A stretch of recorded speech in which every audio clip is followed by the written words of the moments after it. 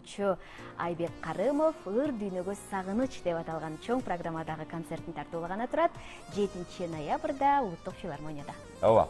Бүгүн дал ушул ыр дүйнөгө болгон сагыныч жөнүндө кеп кылалы деп студиябызга меймандарды чакырдык. Албетте Айбек агайыбыз жалгыз келген жок. Коңшу Казакстандан, Боордош казак элинен келген таланттар дагы бул концерттин көркүнө көрк, шаңга шаң кошкону турат. Дал ошол ардактуу меймандарыбыз менен чогуу студияда бизде. Ооба, эмесе биздин кадырлуу коногубуз эмгек сиңирген артист, оюн жаткаруучу Айбек Карымов. Жана ушундай эле. Саламатсыздарбы? Кутман таң баарыңыздарга. Ошондой эле ушул концерттин дагы Кыргызстандын дагы эң кадырлуу коногу Орозали Жаңабай мырза жана Бибигүл Ашырбаева. Кутмандаңыздар менен. Кош келипсиздер. Кош көрдүк, армысыздар. Кайрылуу таң. Рахмат. Айбек ага куттуктайбыз. Алгач ушул чоң бир жакшы концерт бергени турасыз. Даярдыктар кандай болуп атат? Даярдыктар жакшы. Сагынып келип калбадыңызбы бир?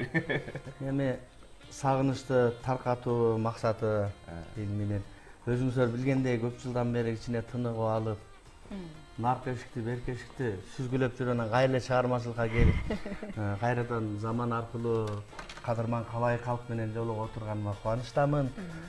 Жетсе, анын үстүнө мен кичине концертти да башкачараак өзүмдүн досторум менен, Казакстандагы коллегаларым менен, ырчылар менен чогуу өткөрөлү деп. Концерттей кылып өткөрөлбөсөң кичине жаңылыктар менен баштайлы деп атабыз да. Болсун. Бая шибеген капка каталбайсың дейт го кыргызда. Сыңарында ушул көкүрөктө жаткан талантты токтотуп коюш кыйын бекен Айбек? Эми туура айтасыз, себеби сахнадан кеткениң менен чыгармачылыктан кете албайт экенсиң да. Чыгармачылыкты Кудай Таала бергенден кийин өзү алат экен да. Сен канча жолу кетем деп кадарлансаң деле болбойт экен да. Жакшы. Конокторубуз менен маектешели. Кош келипсиздер дагы бир жолу. Айбек агабыз менен канча жылдан бери сапарлашып өзөмүлөш болуп жатасыздар? Айтыңыз эndi. Айбекти уже бир 30 жылдай убакыт болду, билебиз бири-бирибизди. Бирге окуганбыз. Маданият техникумунда, Жалал Абадта. Сосын сол 30 жылдан кийин Айбек маған неге шықты, қоңырау шалып, мені тауып. Сонымен содан кейін бір уже 3 жылдай болды. Арада әңгіме, дүкен құрып тұрамыз, через онлайн, сонымен біраз дайындықтар болды. Чыгармачылыгы менен тааныш белеңиз 30 жыл ичинде. Иә, екеуміз жаңағы студенттік кезімізде бірге ән айтатын тұғымыз, мен домбырамен, Айбек қобызбен 3 жыл бірге оқыдық. Сосын кейін мұны арада біраз жыл өткеннен кейін достығымыз шығармашылыққа уласып жатыр. Эми Орозали мырзанын. Иә, Орозали. Мен Айбектің сыртынан естіп жүретінбіз. Иә. Осы Бибигүл әпкеміз арқылы. Осында келгелі танысып отырмыз осы жаққа. Алғашқы жүздесуіміз. Биринчи көрүшү анан Кыргызстанга бірінші рет келиптик. Ораз атак бул жигит. Орозали өзү Италиядан баштап Европаны калтырып, бир Америка, Азия өлкөлөрүндө жүрүп, бул жерде Кыргызстанда калтырды. Анан бас Кыргызстанга деп. Эми кыскасы багы мен тиги чыгармаларымды казакчада которушуп, ошо бүгүн ырдаганда Орозалинин жаңылыктары көп концертте. Экөө тең Бибигүл экөө тең мен ырларымды казакча, казак элине казакча берип атат дегендей да. Казакча ырдап жатышат. Ошо концертте бүгүн Орозалинин келиши ошол жаңылык да. Жакшы. Айбек агабыздын кайсыл ырларын ырдап жүрөсүздөр? Бақыт болса, қазақ қырғызға арналған бір керемет шығармасы бар. Бұл концертте айтамыз енді, қазір айтып қоюға болмайды. Қызықты концерттен көрінеді. Элбиз деген дагы бир жаңы кыргыз менен казактын достугу үчүн биз эгиз элбиз деген жаңы чыгармаларыбыз бар дегендей. Эми Бибигүлдү Кыргызстан көбүрөөк таанып калды, себеби Кетели кең далага деген дуэт жазганбыз, казакча, кыргызча, казакча. Анан баарлашуу маараны ичинде популярный болду. Кыргызстанда. Жакшы. Анда сиздерге ырдын кезегин берели, Орозали ага. Бизгеми? Конокторубузга алды менен баштап берсин. ыр кезегин узат. Бір әнді айтарсың. Жеке біз бірге ма? Бибигүл айында үнүн укпасак болбойт. Таныс келеді. Доғалы келесің. Биз Түркістан облысынан келдік қой, Шымкент қаласынан. Арнайы филармония бар Шәмші қалдайға. Сол Шәмші атамыздың бір әнін айтып берейік енді. Ең соңы.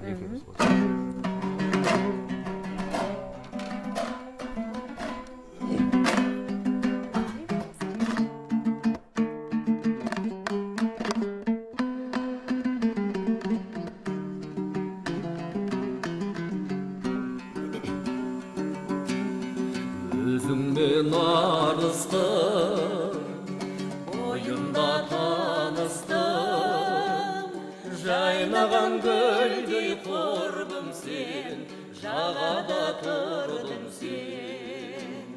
Жаз еді күлкімде, қайдасың бұл күнде, сенімде барманым, сыр бойын шарладым. Сен іздеп арманым, сыр бойын шарладым. Алдыңнан бір бақыт, тұрғандай тіл қатып, олқынға қарап ойлана, әндеттім жай ғана. Жаз еді күлкімде, қайдасың бұл күнде, сен барманым, сыр бойын шарладым. Сен іздеп арманым, сыр бойын шарладым. Вали. Булардан кыргыз угармандары да көп. Кыргызстанда да жакшы көрүшөт булар. Бул Шамшы агабыз бизден ырыспайдай го. Ооба. Айга келиңиз. Сиздин ыр дүйнөгө болгон сагынычыңыз болсо, бүйөрмандарыңыздын сизге болгон дагы сагынычы бар. Ошондуктан сиздин аткарыңызда ыр тууралуу. Эми мен таңкы эфир менен аталарды куттуктап коеюн. Мен бир атама деген жаңы чыгармаларым бар ошо, не? Эң сонун болот. Atam aydım, atam tirim ekenim, atam tarım, atam benim egecegim.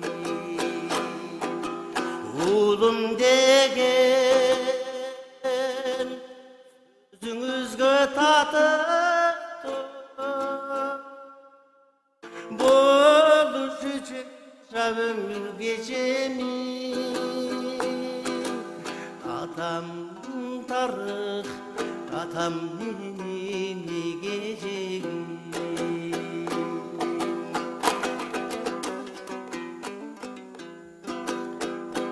Atam uzak, yaşasa ken ömürde, degen tilek ırdap turadi gönülde. At kötörgüz, ır jassam da tatırmaz. Bizdi nasıl ata gelir jönünde. Atam uzak, yaşasa gene ömürde. Ata gelir ey yaşağıday, yaşağıday ömürde. Вали, баракелде. Аталар жөнүндө оондор аз, ырлар аз деп жүрчү элек. Ошол ырлар толуктап атат. Ата танк алдында кала берди тепселип дегенден башка жок болчу да. Аталар жөнүндө. Оода. Ушунча убакыт, канча убакыт болсо дагы ортодон тынууга албадыңызбы Айбек ага? Бул учурда канча оюн жаралды, анан дагы бир бизди сүйүнткөнү Айбек агабыз улуттуу канан таштап буюрса кыргыз Күйүү казынабызды байытат. ооба, күйүүчүлүгүнө, комузчулугуна дагы салым кошуп атасыз. Баягы мындай эме бар экен да. Жөн жаткан жокмун да. Эң башкысы мен 5 жылда жөн жаткан жокмун. Токтогулдун насыйхатын жаздым. Жана Каганат аттуу көлөмдүү тарыхый бүй жаздым. Бир нече улуулукка таазим аттуу биздин кыргыз мамлекеттүүлүгүнө өтө зор салым кошкон аларча көрүстөрүндө жаткан аталарыбызды эскерип, Каныбек Иманалиев экөөбүз бир көлөмдүү дагы бир терме эскерүү терме жазды. Азыркы ырдап аткан ырларым, аталар жөнүндө, энелер жөнүндө. Эми кыскасы жөн эле 5-6 кеңгиреп жүргөн жокмун, ошонун баарын топтоп туруп алып чыгып келсем, эртең 7-синде төгүлүп чачылып ырдап бергенге укмуш аракет кылып атабыз дегендей. Жаңы программа болот экен буюрса. Сөзсүз да. Анан мына досторум, казак досторум менен Бибигүл менен байланышып, Орозали менен чогуу ушундай бир нерселерди баштап атабыз да. Афишада сиз анан Бибигүл эже менен Орозали ага эле бар экен да? Ооба. Демек, үчөөңүздөр эле болобу? Жок, концертте негизи бар. Мен көңүлүмө толтура ырдаган, мен ырларымды ырдаган үчөөнү эле тандап алдым да, ашыкча. Кээде мен мурунку концерттеримен айырмасы ошо, мен өзүм азыраак ырдап калчумун да. Конокторум мен ырларым ырдап эле, өзүм убакыт аз болуп калчу. Моунда мен отуруп алып, баштан аяк өзүм бир көбүрөөк 5 жылдан Эр кийинчи дедиңиз, эмнени жаратып, эмнени таап келгендигин көрсөтүшүм керек да. Эң туура. Ошол. Буюрса эртең улуттук филармониядан жолугалы деп жалпы көрөрмандарга айталы. Таң эртең убактыңыздарды бөлүп келгениңиздерге чоң рахмат. Казак-кыргыз ортосундагы маданий байланышты сиздер дагы да бекемдеп, дагы да бийиктикке көтөрөсүздөр деген ойдобуз. Ийгиликтүү болсун ишиңиздер. Рахмат. Ушул эле концертибиз Ошто 8-9 болот, Каракол менен Нарында, 11-12 Нарында, 11 Караколдо. Ошол эмне дейбиз? Биз маданий кызматкерлер, маданияттын өкүлдөрү эки элдин ортосундагы ынтымакты биз байланыштырбасак, башка эч ким байланыштырбайт. Саясатчылар, бизнесмендер кичине жакындашып жүрөт, бирок өзгөчө эки элдин ортосунда достукту даңазалай турган биз. Туура. Алардын тили башка деп коюп ойлойм. Бар болуңуздар. Урматтуу телекөрүүчүлөр, бүгүн бизде конокто Кыргыз Республикасынын эмгек сиңирген артисти, белгилүү обончу Айбек Карымов жана Казакстандан келген таланттар Орозали Жаңабай, Бибигүл Ашырбаева болду. Биз ушундай жакшы жаңылык менен көрсөтүүбүздү аяктайбыз. Күнүңүздөр жакшы, маанайда жаркын, маанайда улансын. Саламатта калыңыздар.